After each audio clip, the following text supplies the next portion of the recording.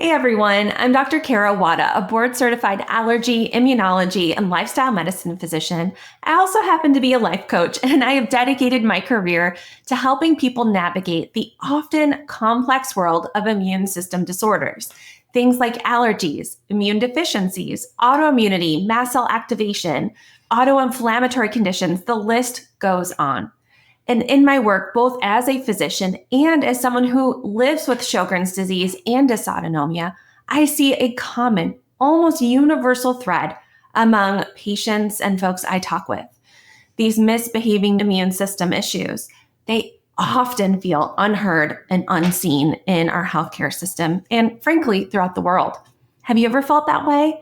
Have you poured your heart out to a physician describing the debilitating symptoms you're dealing with, only to be told, well, your labs look normal, or maybe even it's probably just stress or your weight or hormones?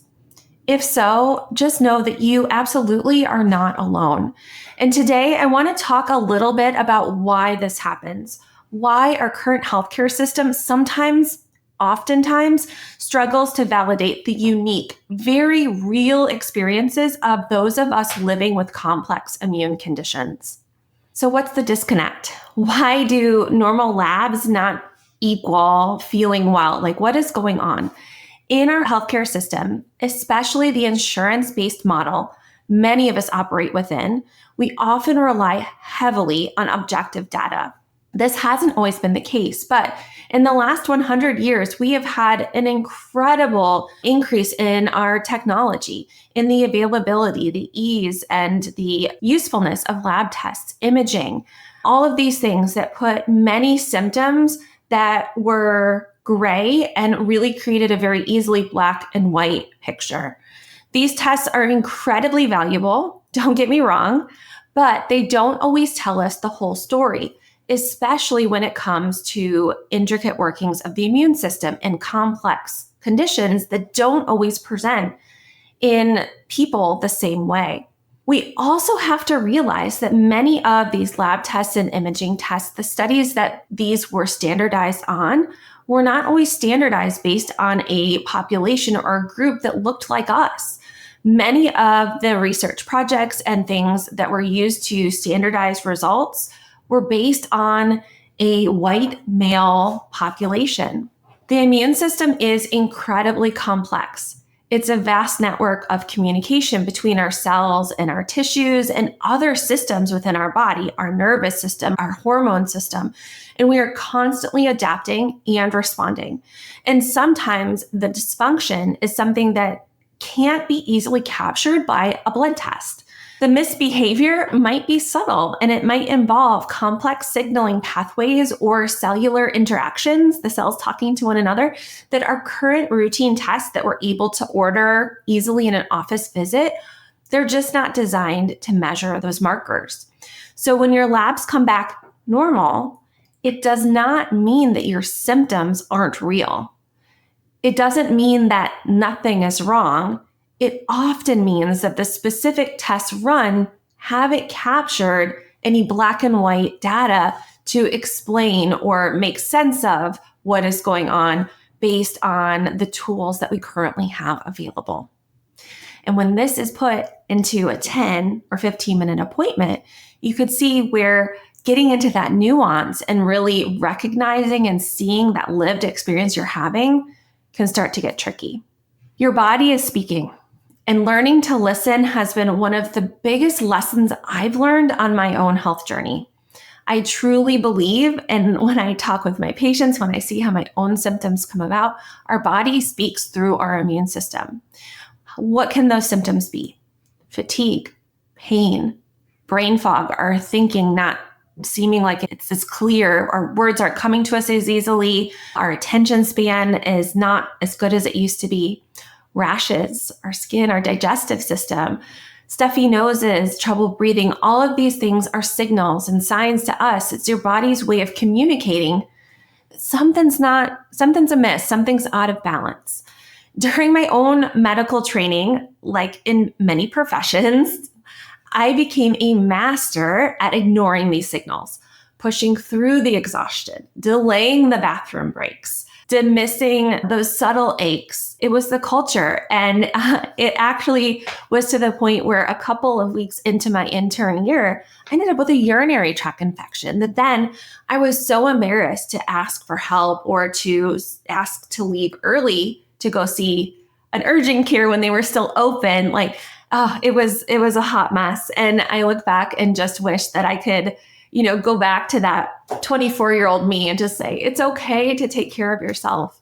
It's okay to listen to your body. When we ignore those whispers, it doesn't make them go away. Eventually, our body continues to send those signals and they can become louder. And in my case, they became like screams to a point where I couldn't ignore them. And that pattern of disconnection between what we're feeling, about honoring what our body is telling us, that in itself can lead to burnout and often to chronic illness itself. Listening and learning to listen closely requires creating space. It means checking in with yourself regularly and noticing those subtle shifts before they become those screams, before they become overwhelming. That nagging feeling, that slight tension, that feeling of being off, those are messages. And it's important for us to honor them, even if the system is not doing a great job at helping recognize and validate that. And really, that's why I want to talk about the power of validation. The healing starts with belief. And we know that this is what helps people when you experience a traumatic event, whether it's a big traumatic event or a little trauma.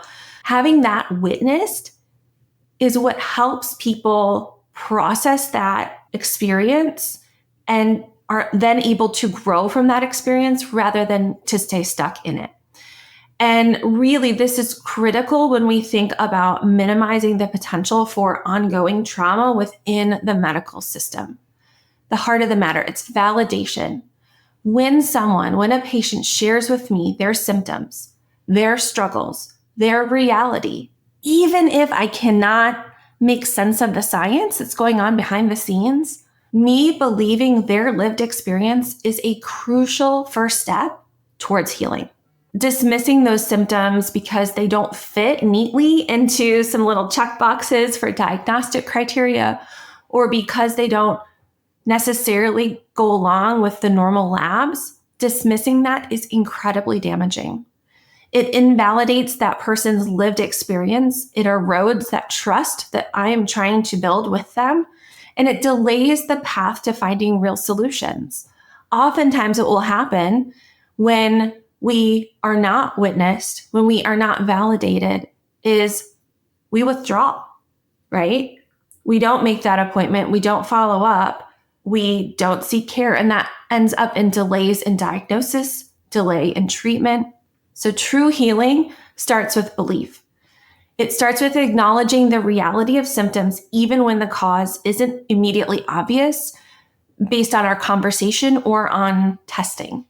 It requires curiosity, compassion, and a willingness to go beyond and to look beyond the surface.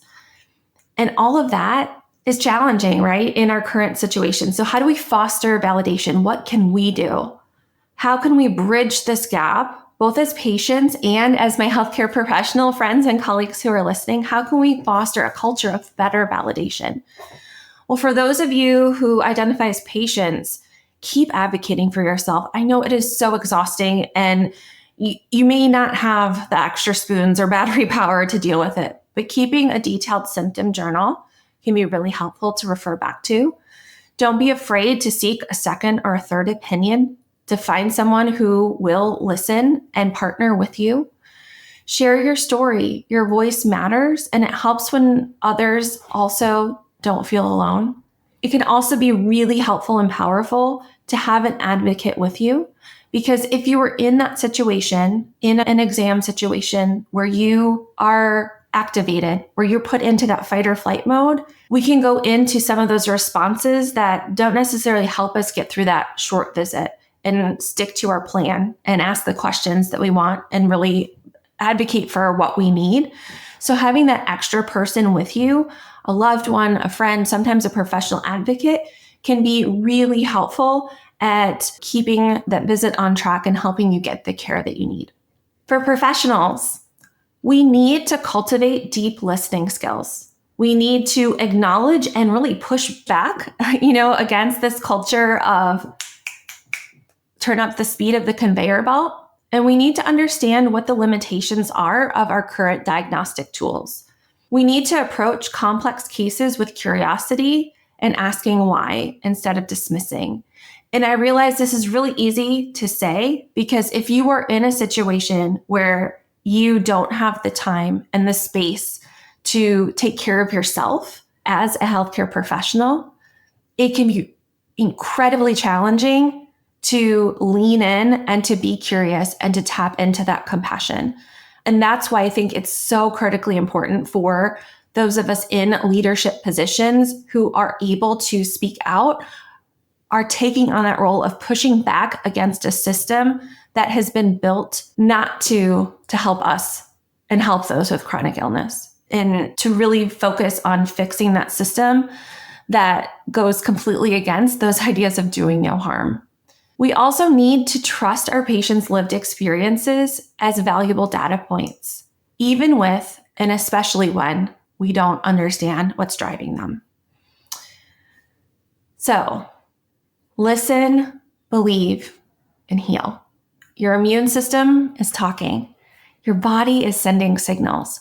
True healing begins when we learn to listen closely, to respond thoughtfully with kindness and compassion and non-judgment, and to believe the reality of the experience, even when the answers aren't simple, maybe especially when the answers aren't simple. If you are struggling to feel heard on your health journey, please know that there is support available. You can connect with others who understand this in my free Facebook groups. I have two: the Becoming Immune Confident community, those for general misbehaving immune systems. And for those with a suspected or known diagnosis of Sjogren's, I have the Success with Sjogren Sisterhood. And although we call it a sisterhood, our gentlemen are invited too. Sjogren's just happens to affect essentially 90% of those with Sjogren's are women. And so that's why we come with that spirit of sisterhood. If you are looking for personalized, in-depth care where we truly listen, work together to uncover the root causes and driving factors of your symptoms, I'd love to work with you. I am currently offering telehealth appointments through my practice, the Immune Confident Institute. If you live in Maryland, Colorado, Ohio, Florida, Texas, Indiana, Illinois, Washington State, Alabama, or Michigan, I have a few more states on the way. I'm licensed in those states. If you're not in those states, I do offer medical mentorship sessions, which are not medical appointments, but can help you understand a little bit more about your immune system, what's going on.